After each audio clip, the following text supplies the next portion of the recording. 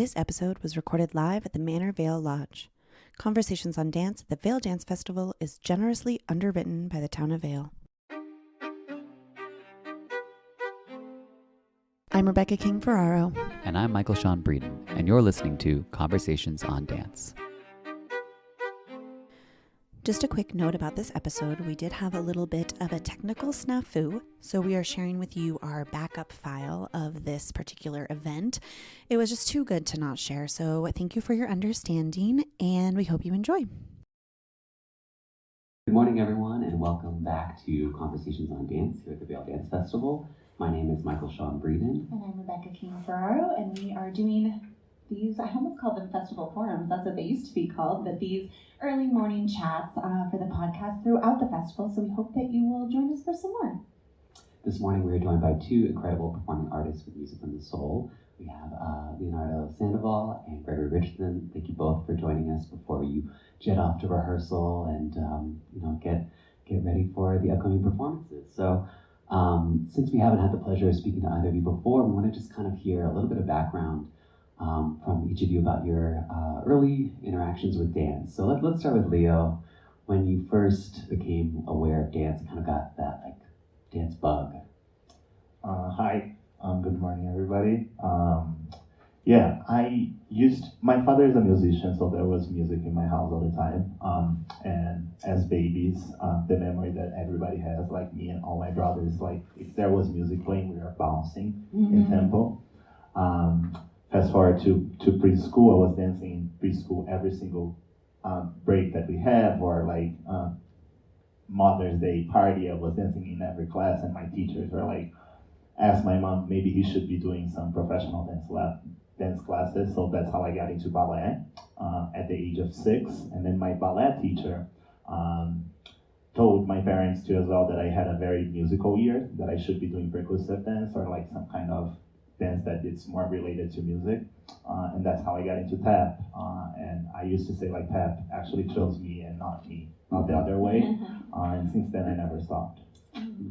Gregory, let's talk a little bit about your background with music. Tell us how you first became interested in that, and then what led you to composing. Sure. My father's also a musician. He's a blues singer and guitarist, and played in the church. My mother played piano. She took lessons her whole life, wasn't really a musician, but kept a lot of music. I was allowed to listen to her music collection, but not my dad. So that actually had a really big influence on me. It's having access to my mom's CDs and big cassettes. I didn't grow up with dance. My parents did a lot for us, a lot of classes and extracurricular activities, but dance just wasn't on their radar. So I had some very funny notions about what I thought all dance was just modern dance, and it's something we would make fun of in high school. But I realized actually really recently that I obviously I love dance. I just wasn't connecting with a lot of the dance music that I was seeing. Whether I like some classical and certain composers, but not all of it. You know what I mean? So I was realizing if the music doesn't connect with me right away, it's going to be very hard for a dance performance to move me. You know what I mean?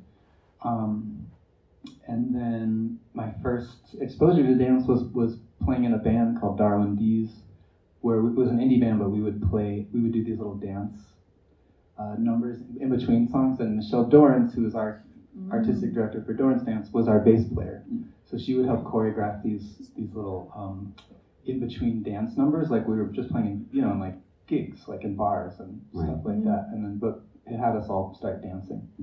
And then Leo's encouraged all the musicians to start doing some movement on stage too, whether it's just body percussion or simple stuff. So that was kind of my intro to. Did you take any classes, or you just kind of learning on the job?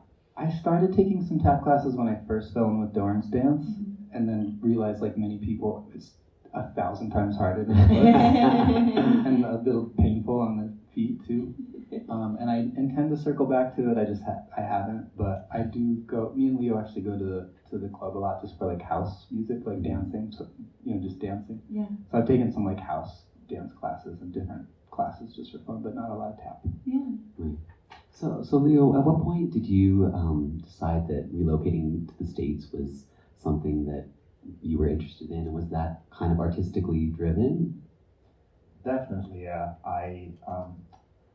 I come from a very tiny city in the state of São Paulo, and I was living there up until my 21 years, and I decided to move to Rio de Janeiro, a bigger city, to seek for work, and I couldn't find actually a lot of work in dance. I was teaching a lot, and I was part of a dance company there, company Stephen Harper, who was a tap dance company, but we were performing like maybe twice or once a year, and I started to do street performance, like busking in Rio.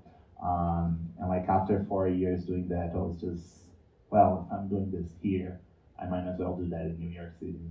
So that's what it actually drove me to move.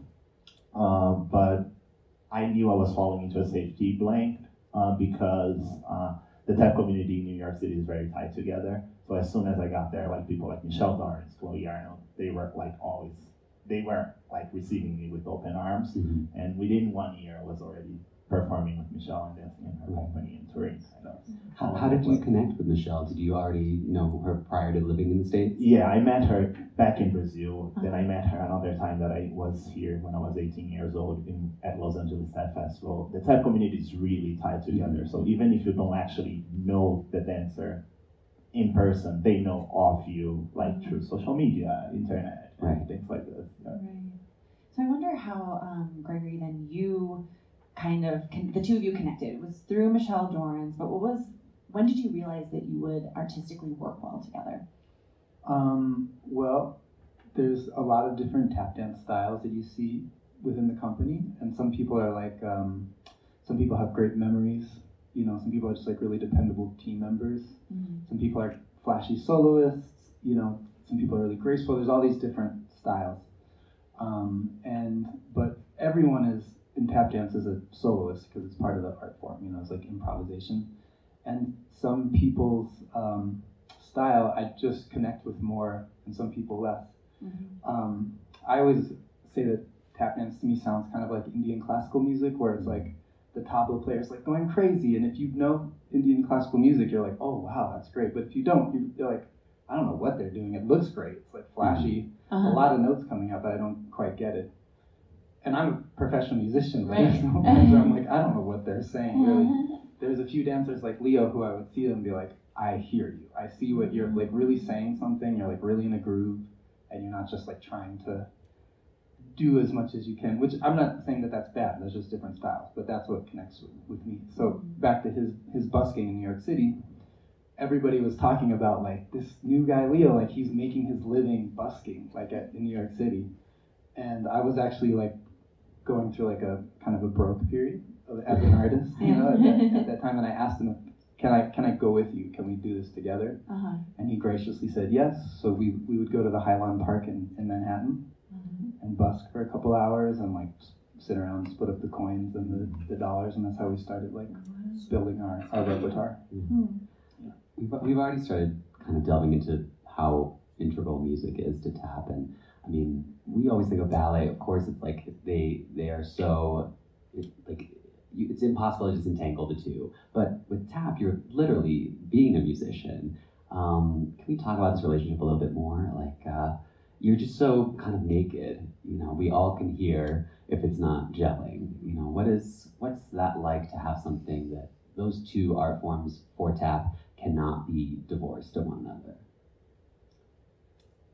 Yeah, they can't be divorced because the tap is the music, right? It becomes part of the score. Right. I mean, they can be divorced actually, but it makes for really bad performance. So, like, what I always say and like what we agree on a lot is that like a lot of sometimes tap dance can sound like it's like tap dance on top of music. Like, wow, I have this great composition, cool, it's finished. Let's put some tap dance on top of it.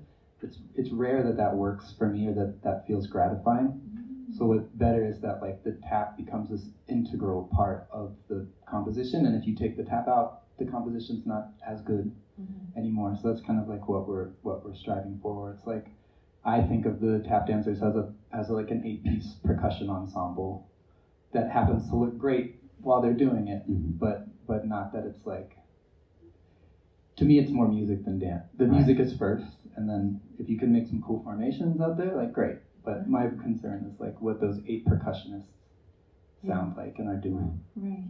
Definitely the music comes first. Like even when we are creating something, it's about the sound or like how we want to sound or like how the music is becoming before actually how it looks like on the stage. Mm-hmm. How do you feel like the way you approach work might be different from other tap companies or other tap performers? Because that's not something that we're super familiar with. So I just wonder how your approach differs. I think the first thing is like we try to not differentiate our positions within the company. Like we are both equally important and within the artistic direction of the company, like it's the both of us. Mm-hmm. So I would, if Greg has an idea, we always meet together first and digest that together before bringing to other company members. So I guess what I'm trying to say is that the music comes first and the forms follows the sound, I would say. Yeah, we are not trying to look in a certain way to just be cool before making sure how we sound. Right. Yeah. And I'd also just add, like, there's nothing new under the sun. Like, most everything we're trying has been tried by people for decades. Sure.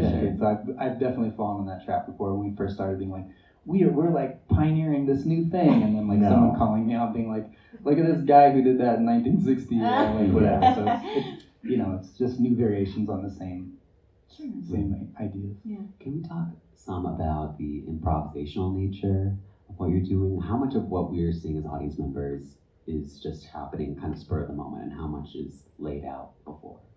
Usually when you see one dancer performing by themselves, it's improvised. So like look out for those places in the performance. But the musicians also have a lot of improvised solos within the compositions too as well. So I think makes up for a very fresh show every time we perform. And it's never the same. It's never the same.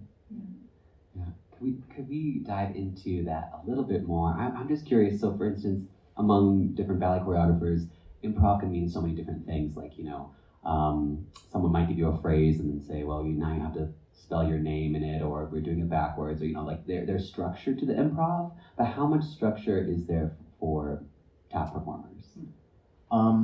It could be like basically the space of time that you have to perform. Like how you have 4 or 8 bars to improvise, and that happens within the show too as well.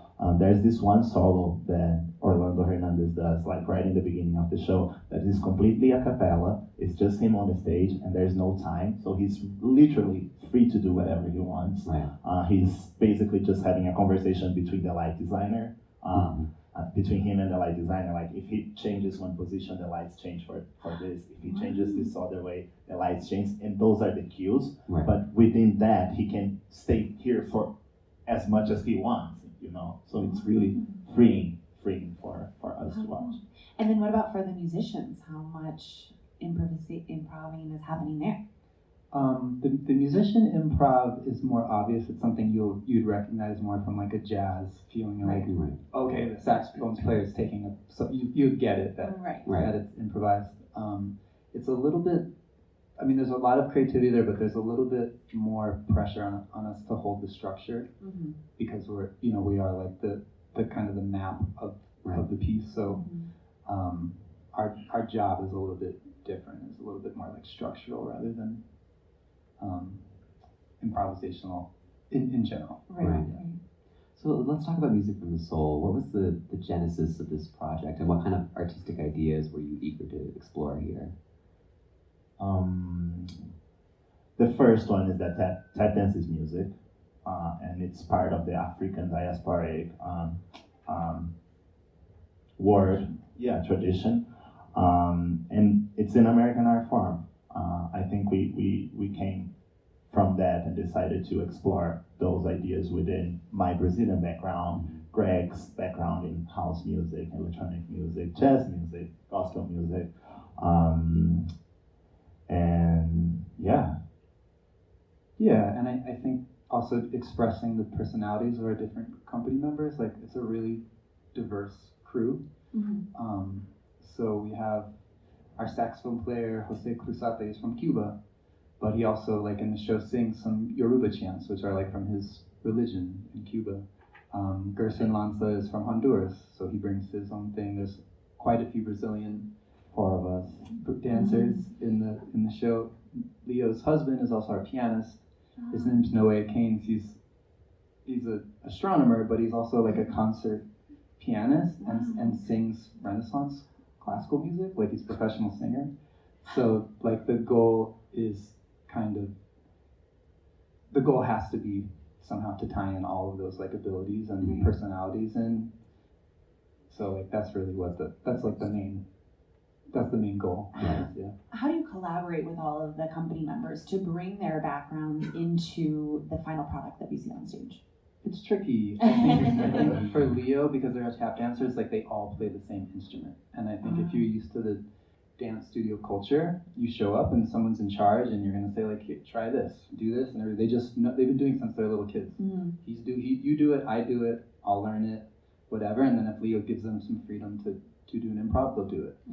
Musicians don't work that way, and we're all playing something different, so when we get in a room, everybody wants to like have their idea, and I like this, and I don't like that, and everybody has these different strengths, and like Noe is a concert pianist. I can't necessarily even write. I couldn't necessarily even write something that could utilize his full abilities. So I have to work with him. So what you get is usually something I think better. I think it usually comes out better than what it would have been if I tried to do it by myself. But it also feels like a lot of compromise too sometimes. So you're like, it's just like personalities and you know what I mean. So how did you assemble this team, and does it ever shift like year to year? Obviously, you're looking to kind of group together people that are offering something so unique and individual. I'm just curious how you become introduced to these people and realize they're going to be a good fit for Music from the Soul.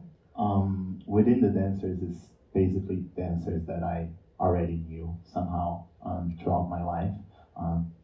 Anna, Gisele, and Lucas, I know them. The other 3 Brazilians in the company, I know them since I was a kid living in Brazil. And when I moved here, a couple of them started moving around too as well. And I couldn't help but calling them to dance with us.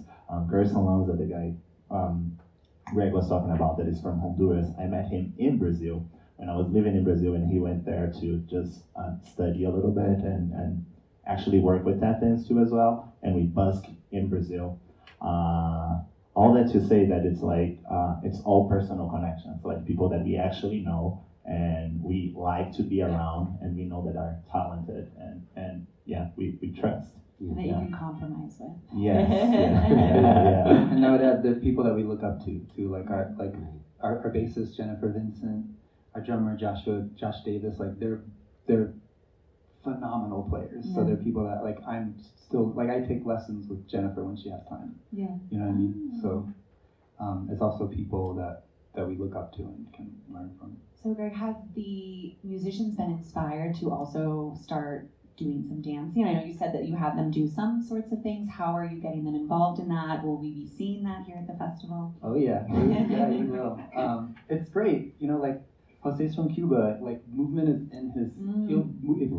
You have to tell him not to move. He's like a little kid in class. Like, you just sit still. Like the lights are on you. Like even on stage, I'm like, Jose, just if you're not supposed to be moving, just be still, because the focus is on the dancer. It's like you're not invisible. Like you're not in the orchestra pit. Like we're downstage at the front, which we did on purpose because we wanted the audience to visually see that we're one group and not like the band at the back of the stage or the band down in the orchestra pit or something like that.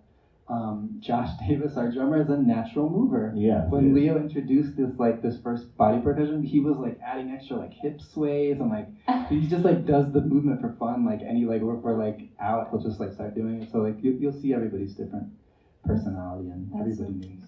One thing I was thinking, looking at your website, for example, the company members are listed. There's dancers and the musicians are there. Everyone's listed, and that's not something that you would see necessarily in like a ballet company, for example. So, and you're talking about how important music is, and is that common within a tap company, or is this just like a continued part of your mission to keep music so close to the dance?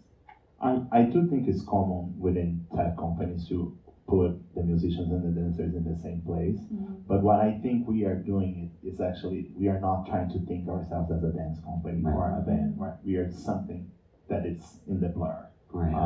So it's really upfront that Greg and I are the sole leaders of the company, and even if I don't have a guitar, if he doesn't have a tap shoe, we both are representing the company in the same way. So I think that would be the only different point. Like I would never do a performance just with recorded music, while I think maybe some other dance companies, if it's like a small performance or something that they cannot bring the band to the show, they would take that compromise, you know? And that's not something we want to do. Can we just hear a little bit about what the audience is going to see on August 2nd when you guys are performing? What's the program looking like? The show calls I Didn't Come to Stay. It's a piece that we started making in the peak of the pandemic. It was a commission from Marks and Process. Summer 2020, we went to Catspan with a very small group of people and started working on that.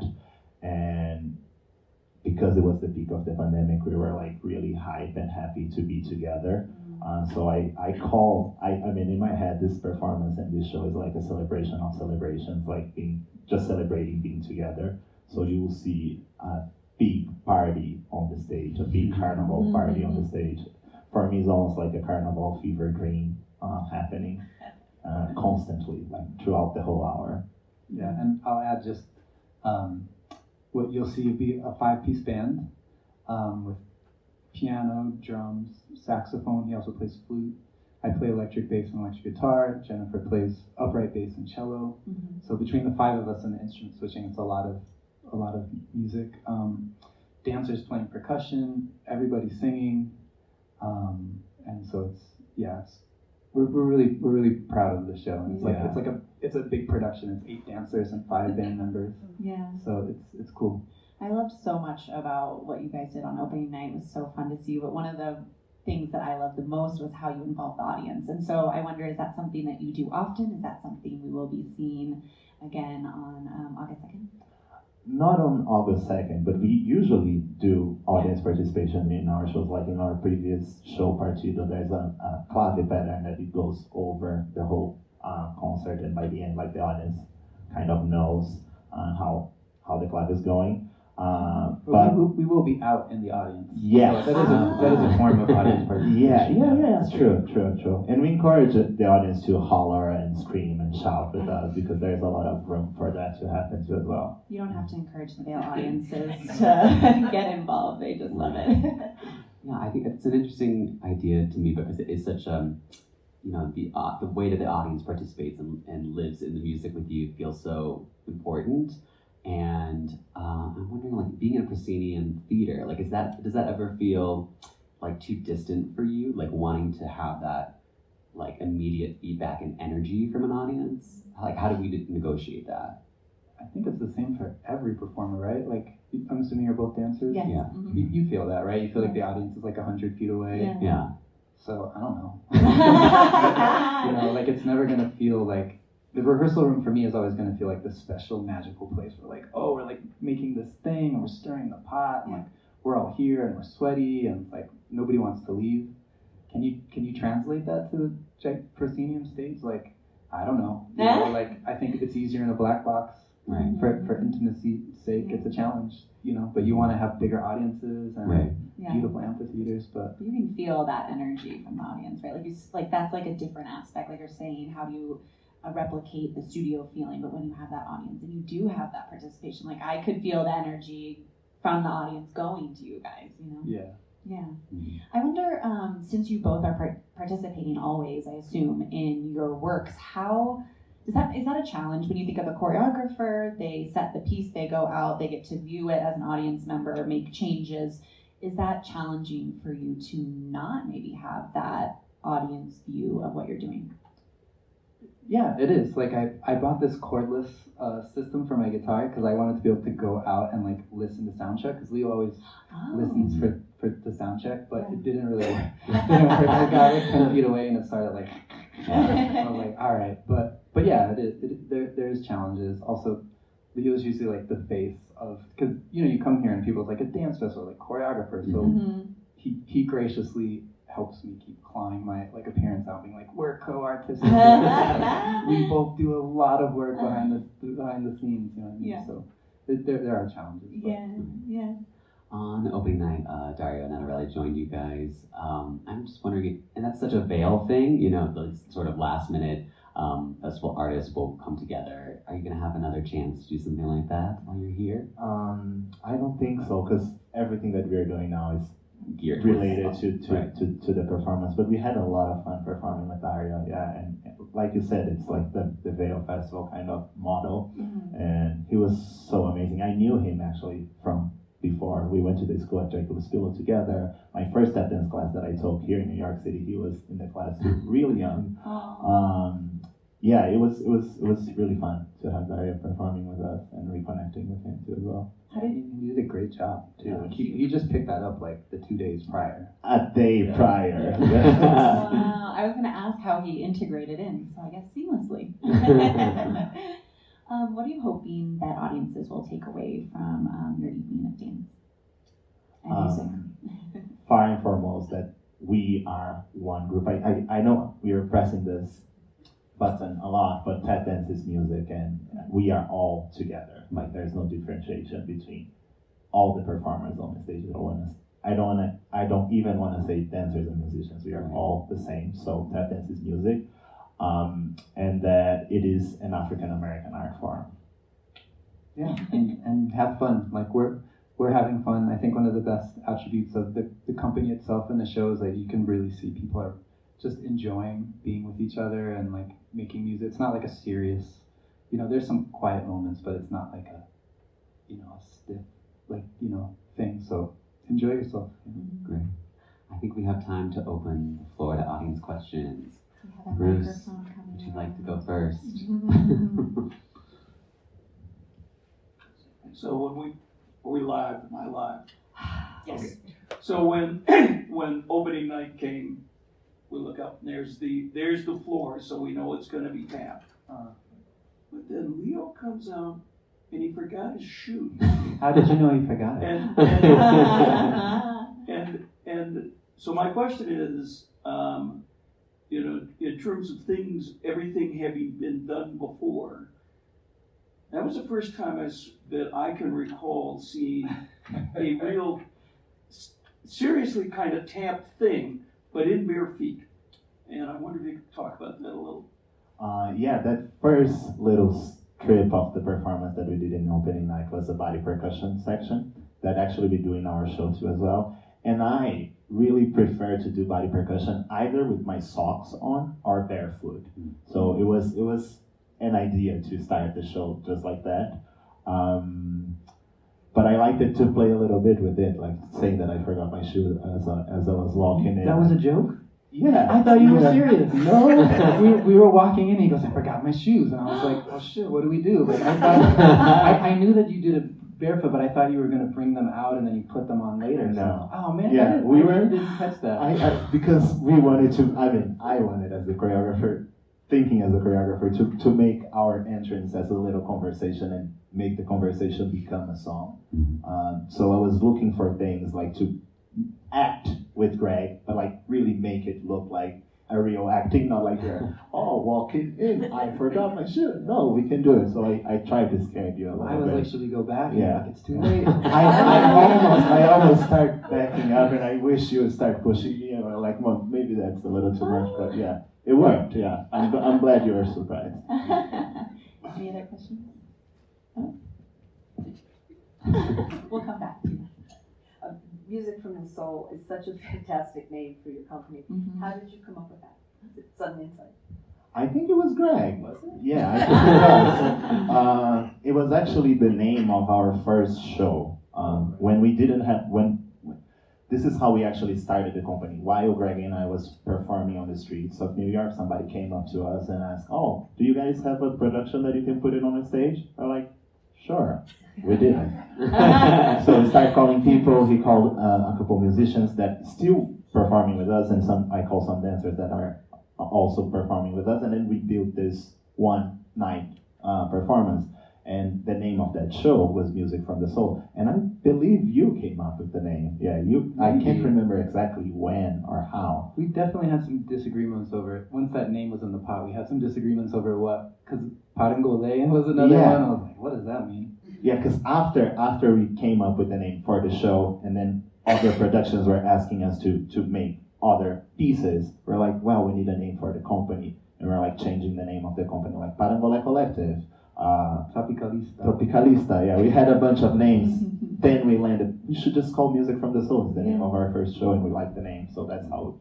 Yeah, I liked Tropicalista better, but we could already see that we were going to be pigeonholed as being kind of like exotic, which I mean we are, and that's fine a little bit, but we get overly pushed as like Brazilians, like tropical, like fruit in their hair, like like it happens, you know what I mean? But what I'm really happy about is that we didn't name it like Sandoval Richardson or something like that, like that all the company members can really feel like it's not, like we all belong to it and it has a name that's bigger than somebody's last name.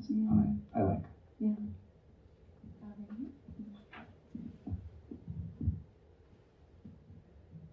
So I was intrigued by what you said about tap as a product of the African diaspora. And I was curious because I've always thought of it as an African-American art form from the U.S., but can you speak a little bit to the Pan-American roots? Did what you learned, was what you were learning in Brazil, did it basically come from the U.S., or is there are there different traditions throughout Latin America?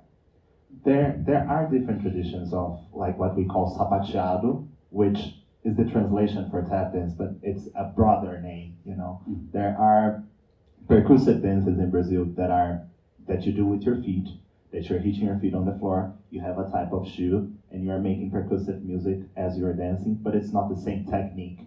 So that's why I say that it's tap dance is part of the African diasporic way, because there's many other ways of making music with your feet that are connected through the African history, or like the enslaved people being brought to the Americans and like spread all over North America and South America. There is some language and communication throughout those that were dissolved and evolved in different ways in Brazil, in different ways in America, in different ways in other places. So making percussive music with your feet is something that is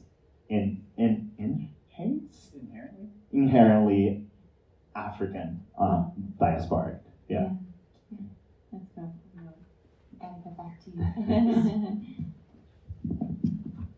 you. I'm a very amateur musician and tap dancer, and I could never improv on the piano, but I prefer improvised tap music, doing tap, and I wonder which you prefer those parts of your performances. Do you prefer the improv? I do like to improv. I don't know if I prefer. I don't know if I have a preference. I like to float from one side to the other, I think. Yeah. I don't know. Do you have a preference of? I spend most of my time spent composing and practicing. I think I like the bigger group picture. Is more exciting to me. Like getting the horn part right and the piano part and making it all come together. Taking a killer solo is great for the ego too, but that's a very small part of my time. And when you do the audience participation part, do you make a judgment on how rhythmic your audience is, and do you bail out early if they're not getting it? That's so good. Never, no. It depends on, we do school shows for all different ages. You have to know what's appropriate, and like a group of 8-year-olds in the Bronx from like all over Latin America are gonna get a crazy clave like right away, whereas a group of like 40-year-olds in like Idaho might not get it. I think there's some difference in ability, but no judgment. Just one. I had one more that I thought we were just talking about improv. At what point does that kind of factor into your training? You know, like if we're learning, obviously, like music is pretty formal in the beginning, but improv has to be so second nature to what you do now. You must have started experiencing that pretty young as well. Yeah, it's part of tap dance culture, and like you have to be a good improvisation to understand what tap dance actually is too as well. It's a solo it's a solo art form. It started as a solo art form. It was a battle between dancers. That's how it started. So you have to have control and understand music, understand tempo, rhythm, even being a little melodic too as well. So you have to spend some time on your own working on your voice, and that's basically learning how to improvise. So you said Michelle Durance was playing bass in your group? I mean, so that's a whole new world that we learned about Michelle. One of the things when she was here a lot early on, what I remember her telling us was that tap started off in the States as sort of partly a form of communication, because you're speaking a language that the slave owners can't understand, and so you can communicate that way. And I wondered, that seems to me possibly also the case in Brazil. But then the last question, just to kind of throw this out there, is can they dim the lights less in the theater so that these guys could actually see out? And would you like that if that was actually possible? I think that might be kind of intimidating. Yeah, it's not that for me. I didn't understand He's the saying question. if they had the lights up in the house, you could see the audience better. Uh-huh. Like, would you prefer that? No, yeah, No. it is intimidating. Yeah. It It's is. so much better It having is, like a black. It's more the distance of a large theater. Like it's not that you can't see them in the dark. It's just that the stage is so big. Even if it's like a duet or two people out there, like if you're on the middle of that stage, it just feels like the stage just never ends, and like the people are like so far. It feels like you're under a microscope or something. On that note, though, I really enjoy like looking for people in the audience and like looking to the ones that I can see it, like to connect and like really look in the eyes and like dance for pointed people sometimes, but not if the whole house was on. Yeah, that would be terrifying. Yeah. The communication question? Yes, yeah. What I believe Michelle was probably talking about is when in North Carolina, actually, when the enslaved people got to start to communicate between other groups throughout drumming, and starting a revolution, and the drums were taken away, and then that music also was taken away, and then translate that music to the body. So that's one of the beginning origins of tap dance, and that actually happened in Brazil too as well. Not as expressive as in here, but the drums are also taken away, and like for a period of time it was prohibited to play drums in the entire country. Yeah, that language couldn't die, so you have to translate that art form to some other parts of your body, and that's how it goes, and that's it. Another link to that whole African diasporic roots of tap dance. Like it's that you just play the music in the way that you can find, with your body, with your hands, with your feet, with shoes, with no shoes. There's a particular rebellion that you can look up called the Stono Rebellion, which was the people were communicating with drums, and they started going from town to town, picking up, like getting like a convoy, like getting bigger as they were going, just marching, not quite sure where they were leaving, but it got to be hundreds of enslaved people, and they burned down their houses and they killed some of the overseers on their way, and after that it was enacted like laws in North Carolina, like prohibiting drums and gatherings of certain groups, and then those laws were just adopted by other states immediately. So it was kind of like, it was like a codified legal movement in the U.S. It was like no more drumming, which went to the feet. But I've also seen videos of percussive dance in Western Africa that kind of debunks some of that. It's like an easy narrative to be like, oh, they took away the drums, so they just started doing it with their feet. Yeah. I think there's a lot of truth in that, but if you really peel back the layers, there's percussive dance in West Africa. There's ham boning and all those other things like body percussion that people generally, I think it's just like a kind of an easy romantic, simplified version of history to say that like all of that happened because of taking drums being illegal, but there's a lot of subtlety to it too. Yeah, the percussive dance was already there before the drum. Yeah. Any other questions? Yeah. So it was interesting to hear how much improv is at the heart of what you do.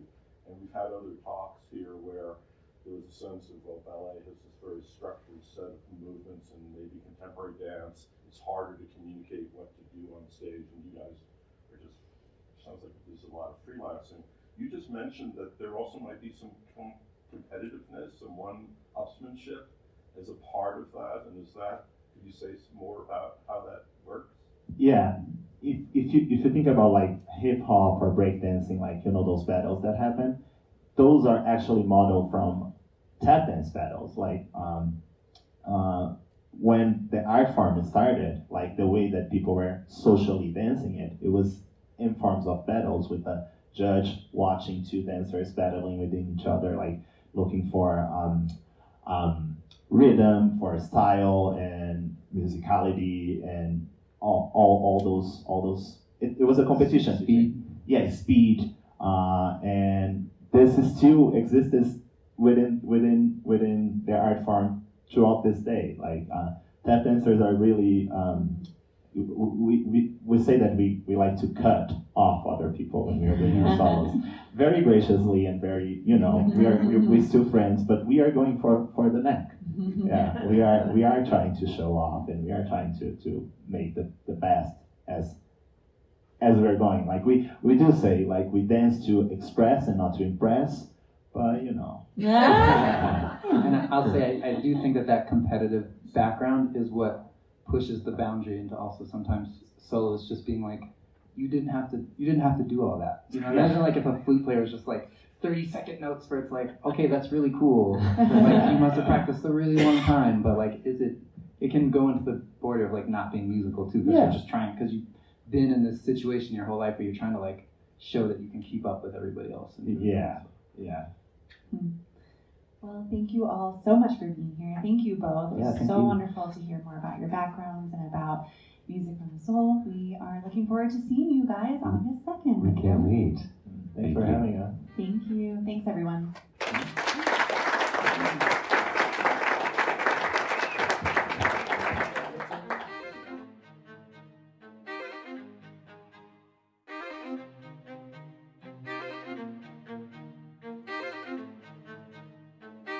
Conversations on Dance is part of the ACAST Creator Network.